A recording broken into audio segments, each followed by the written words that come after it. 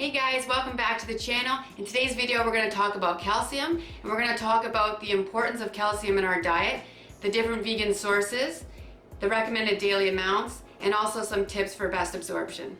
As most of you already know, calcium is really important for building and maintaining our bone and teeth health.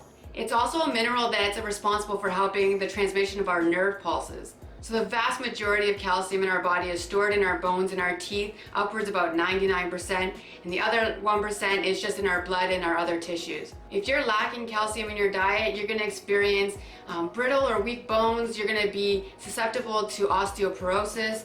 It can also put you at risk for weak and brittle nails, tooth decay, kidney stones, and muscle spasms and pain. Okay, so for the recommended daily amount, you're going to want to aim for about 1,000 milligrams if you're an adult, and about 1,200 milligrams if you're 50 years or older. Luckily, there's lots of great vegan foods that are high in calcium. Some of my favorite sources that I have on a regular basis are kale, bok choy, broccoli, tofu, unsweetened organic soy milk, white beans, oats, and quinoa. Some more great sources are dried figs, oranges, Fortified cereals. A lot of them have calcium in them, so make sure to just check out the label. If these are foods that you think you won't want to eat on a regular basis, then definitely look into taking a supplement. There's nothing wrong with taking a supplement if you know personally for yourself that you're not going to get enough calcium from your food sources. The most important thing is just that you're getting your calcium.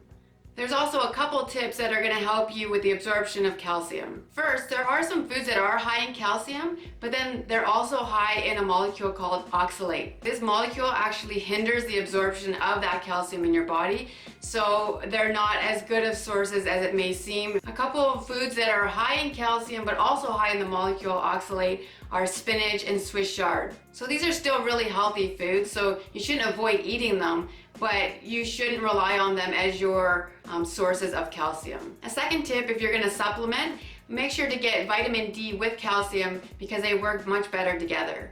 Also, another great thing about a lot of these dark leafy greens is that they're also high in vitamin K, which is great for your bone health too.